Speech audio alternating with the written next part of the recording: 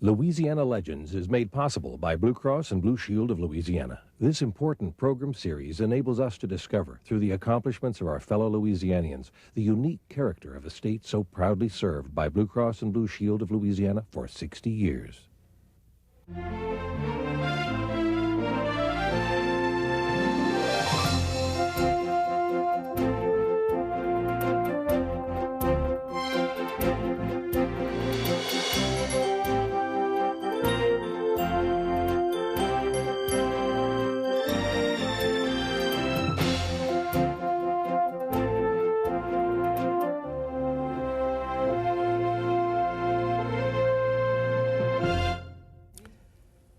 CC Lockwood is a great American painter. His palette, a Nikon camera. His canvas, virtually the whole world, the flowers, the fauna, the creatures that exist therein. He has a lifelong love affair with things that grow and blossom. CC, welcome to Louisiana Legends. Well, thanks, Gus. I'm proud to be here, and along with all the folks you've interviewed over the years. CC, you were born not in Louisiana, but in Kansas City, Missouri. Yeah, that's right. My dad was doing his residency up there. He was an Army doctor and ended up in Kansas City, and just was there for 6 months before we moved to Arkansas. And how did y'all end up in Louisiana? Well, I grew up in Arkansas and really enjoyed my time in the Ozark Mountains, and I was going to go to the University of Arkansas from the 3rd grade to the 11th grade. Then all of a sudden I looked at LSU's campus and changed my mind. And did the beauty capture you? Oh, just the campus was beautiful, the drive down here, the people I met, and the poor boys I ate. CC, you got a degree from LSU in, of all things, finance. That's right. I started off in architecture. I studied a lot of that in high school, drafting and architectural drawing, and got down here, and it was a little different in the college level, and I lost interest in it and bounced around from accounting to art to pre-med and ended up in finance. But really, I just wanted to be outdoors, Gus. Let me ask you, what was the origin of you taking pictures? It's kind of funny. I went to the Reveille office. I was actually working as a bank teller for City National Bank, part-time after classes. In Baton Rouge. And I saw an ad in the Reveille they needed a photographer, and it was the spring semester of my senior year. And I went over there, and I think the guy's name was White, and he says, "Do you have a camera?" And I said, "Sure, I have an Instamatic." And he says, "Well, can you develop film?" I said, "Never have." And he says, "Well, we just can't use you." So that kind of made me mad, so I went and taught myself this and talked my dad into giving me a 35mm for graduation early, and I was going to summer school to finish. And so I went back and got that job that summer at the Reveille. And did you like it immediately? Oh, I mean, first I'm going to say I'm a wildlife photographer because I like the outdoors more than photography, but being able to have an assignment and go shoot a picture every day and develop it and see that magic come out on that sheet of black and white paper, is that what the love of photography is really about? Capturing a moment, a thing, and suddenly before your eyes, bringing it home with you and seeing it emerge. Is that the thrill of that particular art form? That's it. And even, doing these interviews we did for the Reveille, asking somebody the question of the day, just a portrait, just to see how well I could do that. But now, when did you say, "Hey, wait a minute, I've enjoyed this, and it's been a lovely thing to do while I'm in school, and a great hobby, and maybe even made a few bucks on it with the Reveille. I know that was high pay." When did you say, "This is no longer just a pastime, but a passion"? Well, I took off 4 days after graduation and met a friend of mine, Marty Stauffer, that's a filmmaker now. Yes. And he grew up also in Fort Smith, Arkansas. And he was trying to make movies for Walt Disney, 1971. So I joined him rather than go to Houston or Dallas or New Orleans and look for a job in a bank. And took my little 35mm along and helped him with his movies. And all of a sudden, I started getting some shots of bears and elk and cougars and whitetail and blacktail and mule deer. And then I ran into a guy named Leonard LaRue, and he had a suitcase full of film, and he said he made a living taking wildlife pictures. And I said, I could do this. So that happened about 2 years after college, 2 months after college, and just immediately that was my life's goal, to become a wildlife photographer. Now, you studied photography also, didn't you, in Texas, at East Texas University? Yeah, I spent a year on the road with Marty, and then decided I needed to learn a little more than I'd taught myself. And I took a semester there and had the greatest teacher that I ever had, a fellow named Nolan Bailey. He's a high school teacher up in North Louisiana now, and teaching computers. He should be back in photography. What did your folks think about you going about the country with stuff, you know, and Disney? And what did they think maybe that CC had taken leave of his senses, or were they immediately in your corner? Well, they were in my corner for the first year, because I was, you know, semi-working for Marty, and I mean, no expenses. We camped in the back of his station wagon and tents, and but after about a year, my dad said, "Well, it's time you go out and get a real job." And Sure. I said, "Dad, this is a real job. This is it. I'm going to make it." And so that went on for a couple of years, and I started trickling in the sales to some small magazines and newspapers. But I guess when I had an exhibit at the brand new One American place on the Atchafalaya, about, I guess it was 4 years into my career, and my parents came down. They couldn't even pronounce Atchafalaya. Of course. And they saw the reception, how successful it was, and my dad said he's proud of me and go on with it. The Atchafalaya has really been your primary subject, though you've covered the earth, and we're going to go into that. Tell us, those of us like me who shamefaced must admit that I've never been in the Atchafalaya, though CC and I are going to go in his canoe when it gets cooler. Is that right? I'm going to hold. Yep. I'm putting this on film so that you can't escape. CC, what's Atchafalaya like for a guy like you? Well, for me, wildlife is the ultimate photograph, and you know, I've branched out a lot since then. I'm doing a lot of environmental and recreational stuff, but the Atchafalaya is so full of wildlife.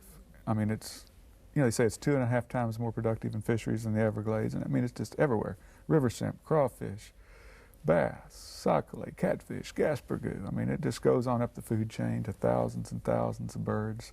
We live in a paradise, That's don't it. we? It's a paradise out there.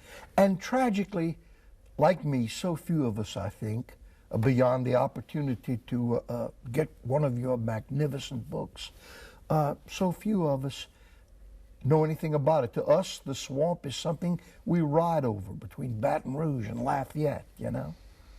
And that's what I did for 4 years of college. When I finally went out there and found the magic of that place, it was still a love affair today, but you know, I almost spent 8 solid years out there by canoe, bateau, and then I finally lived in a houseboat for 1.5 years. By yourself? By myself, right. What kind of existence is that? It must be very quiet, or is it very loud with the animals? And oh, some nights when those owls start hooting, it's a symphony of animal sounds. But I love peace and quiet. I love meditation out in the swamp. And but the Cajuns out there, Alcide Ferret, Peter Bunch, and they're folks who actually live in the swamp, huh? And great friendships and what do joys. Those people do who live in the swamp? How does they make the time go by? Do they? I think Alcide Ferret used to run out of time. He would crawfish or trap in the morning or hoop net fish, and in between he was cooking a pineapple upside down cake for every crawfisherman, oil field worker, sport fisherman that came by. Are they different than the rest of us, people who find, of all places on earth, to take root, to spend a lifetime? Are they different than the rest of us, those folks who dwell in the swamp? I think so, especially these older folks that these fellows I'm talking about are dead now. Yes. Alcide Ferret, for instance, he lived, I think, 92 or 94, and he was the oldest of 14 or 15 kids. He outlived them all, and he claimed because he was in that fresher air and better environment and less stress of living in the swamp. And he could work harder than any man you ever saw, but he could also sit there and be friends with anybody, cooking for them and serving them coffee out there in these little camps in the swamp. And were they at peace with the wildlife those folks who dwell in those swamps? But they lived off the land. Yeah. And to me, that's pretty much peace with the wildlife. Alcide took what he needed to make his living and eat his meals, and he was a fair man otherwise. Let me ask you, now that some of these older folks whom you describe and who you obviously have great affinity for, now that they're vanishing and are going, are they being replaced in the swamp by another generation? I don't think exactly like they are, because there's so much that Alcide was one of the few left out there. When you finally got the powerful outboard motor and the television and the air conditioner, kind of brought the crawfishermen in and out of the swamp every day. So there's very few that stayed full time like Alcide. Did you come across, or have you come across many people who went there to escape the world, to escape or some trauma, perhaps a war? Did you come across those kind of people very much? Well, I mean, there's a bunch of people out there that pretty well escaped the traffic jams of the city life. Yes. But I didn't see anybody that overtly said that. I can't imagine living without at least a dozen orange barrels. What's the most interesting animal that you've come across that you love to see and photograph, if there is such a creature? Well, I guess, it's got to be bears. Bears. Brown bears, grizzly bears, black bears, which we're getting a pretty good population back in Louisiana now due to the conservation practices. But the bear, to me, is just the ultimate animal to photograph. Is a bear ferocious? They, of course, have the power to do just about anything. If you're in the tundra in Alaska and a grizzly bear wants you, he's got you. But they protect their territory and their offspring and their food supply. The cubs must just be precious, huh? Oh, amazing. You watch a couple of cubs playing up on a snowbank in Montana or Alaska, and they have so much fun, and they pester their mother so much. Has any animal ever befriended you in the swamp? Sailing across the Gulf of Mexico, we had a cattle egret that was migrating across. What is that? A cattle egret, the cowbird you see around the cows. Yes. And landed on the railing of our sailboat and looked sick and tired, and we fed it some tuna fish and gave it some fresh water, and it ended up staying on the rail of our boat. Did he really? For 2 days until he got his strength back. And got his strength back. And he flew on across. Continued his journey. You have just completed a mind-boggling and surely a back-breaking adventure and experience in this assignment on the Mississippi. Can you tell us about that? Oh, that was just a marvelous deal. Quite different than my other projects. The Mississippi is kind of the middle of America, industry, recreation, history, as well as wildlife and scenic beauty. So, the Atchafalaya, the Grand Canyon, the Yucatan Peninsula, I was more like save this for the wildlife and for our clean air and clean water and peace and quiet. But I drove up the Mississippi, I spent 6,400 miles driving up the levee on one side and down on the other side, or the river road. And then I got in a canoe at Lake Itasca. Where's that? That's 480 river miles above Minneapolis. You see, you throw off these names that to you are familiar territory, and to the rest of us, you might as well be talking about Shangri-La. But that's where the Mississippi starts. It begins there. You could, where it comes out of Lake Itasca, it's 13 steps across, and then it narrows down to 4 feet wide, where a great blue heron's wings could touch both banks. And I put a little red canoe in there and paddled to Minneapolis. And then I got a Grand Canyon river raft and went the rest of the way, another 1,880 miles, down to the Gulf of Mexico. Spent 80 days on those 2 boats. By yourself? My wife joined me for a couple of weekends. Lovely. And a couple other friends, a day or 2 here and there, but the majority of the time I was by myself. Solitude doesn't bother you, obviously. I love sleeping outside under the stars. And may I tell you this, you more than any person whom I've ever interviewed in the 16 years that we've done this program, strike me as a man at peace with himself. There's something awfully good out there. It's I think it's a wonderful experience, communing with nature, and it lowers your stress level, or it's peace and quiet for you, however you want to say it. When you come back to reality, i.e. your studio and the meticulous work that goes into producing a book and developing your pictures, do you feel stress immediately? No, it takes a couple of weeks to get back into the stress of city life. I'm always, when I'm gone for 3, 4, or 2 months, you always have a busy load when you come back catching up. But so much peace and quiet's gone into me that the first couple of weeks, it's just like I'm still out there. Tell us a little bit about the Mississippi. It's such an integral part of this state, and it's such a romantic, to me, it's the father of waters. I look out on it, and it's gray or blue magic. It is the father of waters, and it drains 23 states and 2 Canadian provinces. It touches almost every life in America, and if you add in the corn or whatever that flows the millions of pounds of product, it does touch everybody in the world. So it's a great river, and it's the history. Mark Twain, one of my favorite authors. You would love I dream of being course. Huck Finn, with my toes in the sand. You might be. I think you may have a little of that. I've been trying to identify that quality. You may be.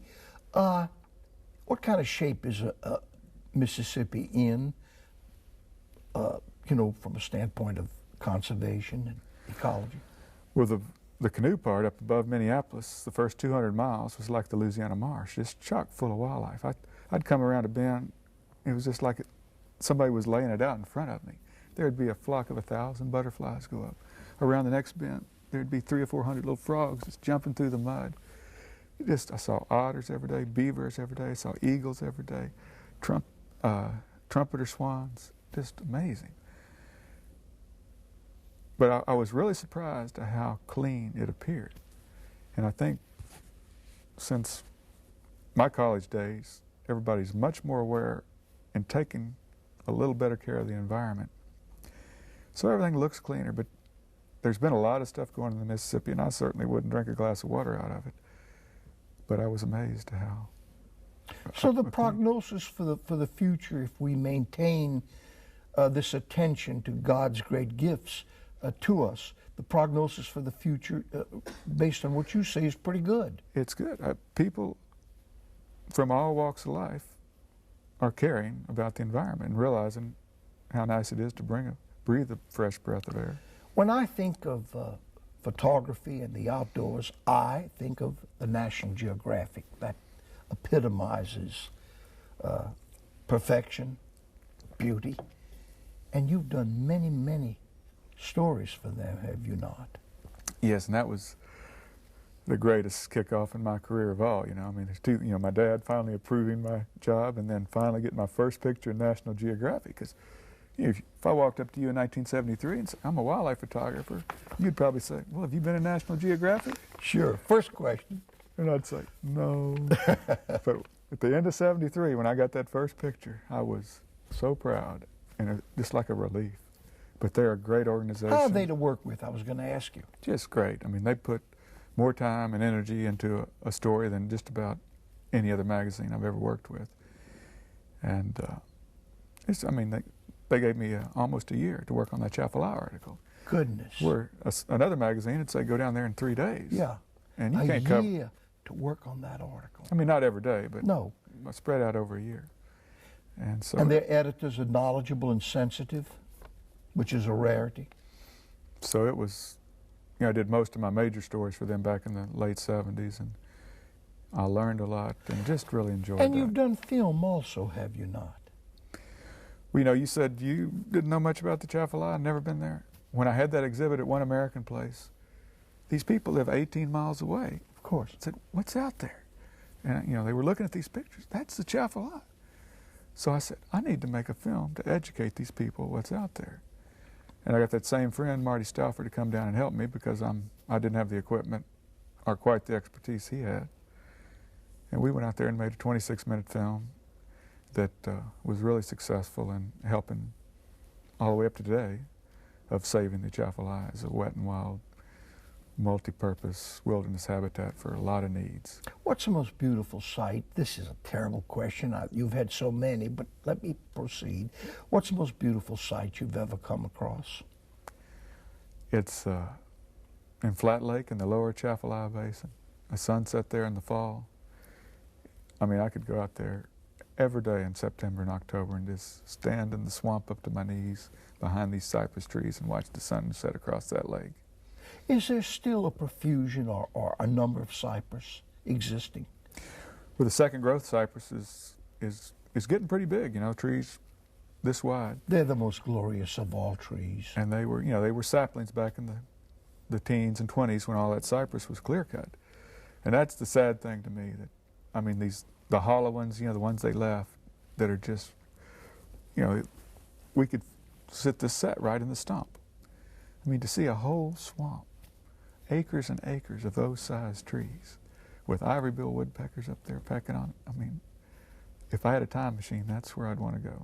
You know, when Leanne and I traveled to Lafayette, over Whiskey Bay and so on, and on the sides of those cypress stumps, sometimes in the winter when there's a fog out on it, it looks like soldiers to me moving across a battlefield, right out of Shakespeare, you know, Dunsinane Wood. They take on a life. I could see that. And the fog, those, you know, those witchy mornings with the cypress and the tupelo trees, it's where a lot of, I guess, writers got that.